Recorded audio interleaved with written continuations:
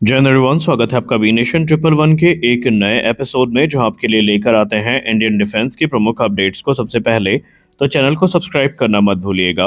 आज की इस वीडियो में हम पहले बात करने वाले हैं डिफेंस सेक्रेटरी के बयान के बारे में, और उसके बाद हम बात करेंगे सैफरान के एक बड़े अनाउंसमेंट के बारे में। दोस्तों, जब से राफेल डील को अनाउंस किया गया है, या यूं कह लें डिफेंस एक्विजिशन काउंसिल की मंजूरी मिली है, उसके बाद से इसमें वाद और प्रतिवाद लगातार बढ़ता जा रहा है। अब यहाँ पर डिफेंस एक्विजिशन काउंसिल की मीटिंग के बाद एक प्रश्न ये पूछा गया कि राफेल क्या इंडिजनाइज भी होंगे, या फिर हम पूरी तरीके से फ्रांस की टेक्नोलॉजी पर आधारित रहेंगे।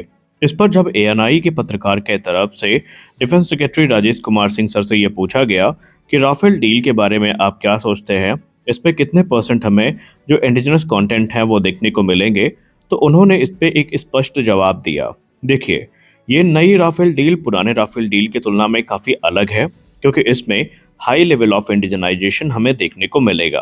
पहले हमने फ्रांस के साथ जो डिस्कशन किया, तो उसमें इनिशियली वो 20 से 30% तक इंडिजिनस कंटेंट के लिए रेडी थे, लेकिन अब ये परसेंटेज उनके तरफ से 40 तक पहुंच चुका है। हालांकि हम फ्रांस के साथ लगातार निगोशिएट कर रहे हैं, और भारत के डिफेंस सेक्रेटरी ने खुद कहा कि मुझे व्यक्तिगत तौर पर इस बात का भरोसा है कि आने वाले भविष्य में ग्रेजुअली जो इंडिजिनस कंटेंट का परसेंटेज है, ये 50% या उससे ज़्यादा भी जाएगा, जहां पर आपको अलग अलग जो मेड इन इंडिया सिस्टम्स है वो राफेल का हिस्सा बनते दिखाई पड़ेंगे।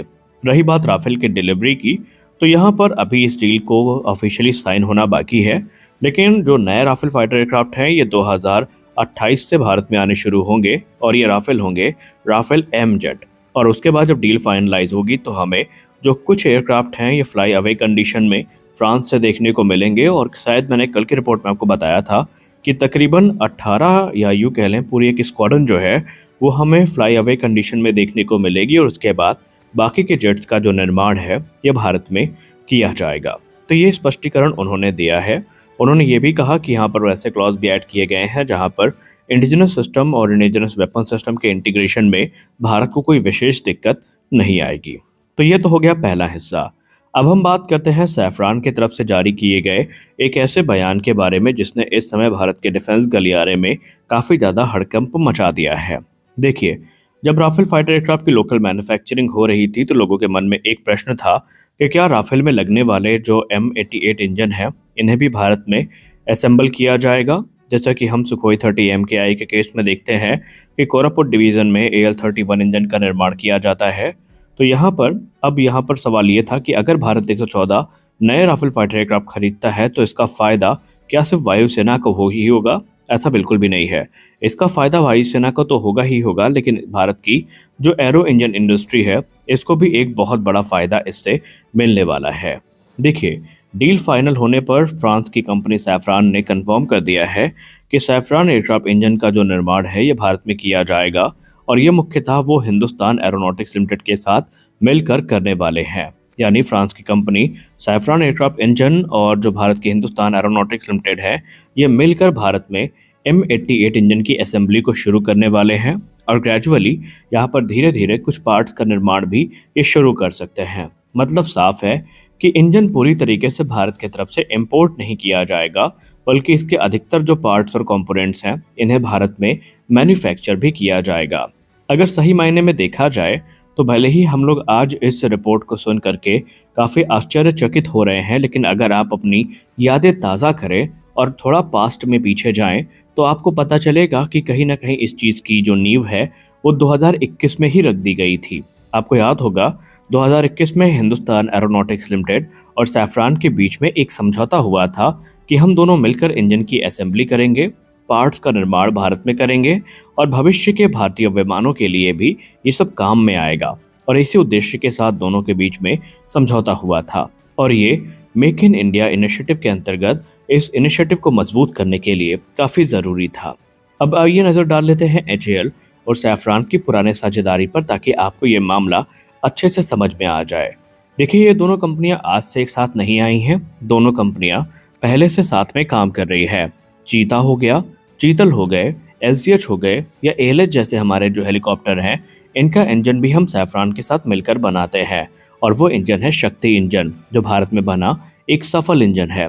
मानी दोनों के बीच में जो भरोसे की साझेदारी है, ये पहले से चलती चली आ रही है। इसी क्रम में 2025 में दोनों के बीच में एक नया समझौता हुआ था और ये समझौता हुआ था कमर्शियल इंजन के निर्माण को लेकर। 2025 के अगर एग्रीमेंट की हम बात करें तो इसमें सैफरॉन, हिंदुस्तान एरोनॉटिक्स लिमिटेड जो है, साथ में जो लीप इंजन के पार्ट्स हैं इनके निर्माण के लिए एक साथ आए थे और इससे भारत की जो ग्लोबल सप्लाई चेन है उसमें एंट्री और मजबूती दोनों हमें देखने को मिलती। सैफरॉन की फैक्ट्री अब हैदराबाद, बेंगलुरु और गोवा में फैल चुकी है। अब सवाल ये उठता है और आपके मन में भी प्रश्न होगा कि आखिरकार हम जो इतनी बढ़ा चढ़ा के बात कर रहे हैं, ये जो 114 राफेल फाइटर्स की डील हुई है इसमें इंजन आएंगे कितने और लगेंगे कितने। देखिए, अगर हम बेसिक मैथमेटिक भी करें तो आपको पता है कि राफेल एक ट्विन इंजन वाला एयरक्राफ्ट है, यानी हर जेट में तकरीबन 2 इंजन लगेंगे। उस हिसाब से 114 राफेल की जहां तक बात रही तो सीधे सीधे 228 इंजन की तो यहाँ पर बात हो ही जाएगी। लेकिन भारत यहाँ पर सिर्फ चुनिंदा इंजन लेके थोड़ी बैठेगा। हमें यहाँ पर 250 से ज़्यादा जो इंजन है उनकी ज़रूरत पड़ेगी, क्योंकि हम कुछ इंजन स्पेयर में भी रखेंगे। समय के साथ हमें ये इंजन बदलने भी होंगे। आपको पता ही है कि एक नियमित समय के बाद जो इंजन एमआरओ है वो करने की ज़रूरत होती है और इंजन रिप्लेसमेंट भी होता है। तो ऐसे में भविष्य में 500 से ज़्यादा जो इंजन्स हैं इनका निर्माण होने वाला है और इनकी ज़रूरत भी पड़ने वाली है और इसीलिए इन इंजन की लोकल मैन्युफैक्चरिंग काफ़ी ज़रूरी थी। अब सवाल ये उठता है कि इसमें भारत को फ़ायदा क्या होगा। अगर ये इंजन भारत में बने तो सबसे बड़ा फायदा ये होगा कि हमारी जो फ्रांस के ऊपर ओवर डिपेंडेंसी होगी ये बिल्कुल कम हो जाएगी। और इसका फायदा क्या होगा आप लोग भली भांति जानते हैं। आप लोगों ने देखा होगा कि जब भी हम तेजस प्रोग्राम की बात करते हैं तो हमारे सामने सबसे बड़ी समस्या इंजन ही होती है, कारण हमारी ओवर डिपेंडेंसी अमेरिका के ऊपर। और ये चीज़ें हमारी कम हो जाएगी इस इंजन के भारत में बनने के साथ। अब दूसरा बात, युद्ध या किसी संकट की स्थिति में सप्लाई चेन की समस्या से हमें जूझना नहीं पड़ेगा, क्योंकि ऑलरेडी हम उसका हिस्सा होंगे। पैसा देश में रहेगा, टेक्नोलॉजी भारत को मिलेगी, स्किल जॉब बढ़ेंगी और जो एमएसएमई कंपनियां हैं इनको भी सीधा लाभ यहाँ पर मिलने वाला है। अब यहाँ पर एचएएल की ज़रूरत हमें बहुत ज़्यादा पड़ने वाली है। एचएएल को इससे नई टेक्नोलॉजी मिलेगी, हाई लेवल मैन्युफैक्चरिंग का एक्सपीरियंस मिलेगा, बेहतर क्वालिटी कंट्रोल होगा और एडवांस मेटलर्जी नॉलेज भी मिलने वाली है। और ये सारी चीज़ें भविष्य में तेजस मार्क 2, एमका, टेडबीएफ जैसे प्रोग्राम में हमारी बहुत मदद करने वाली हैं।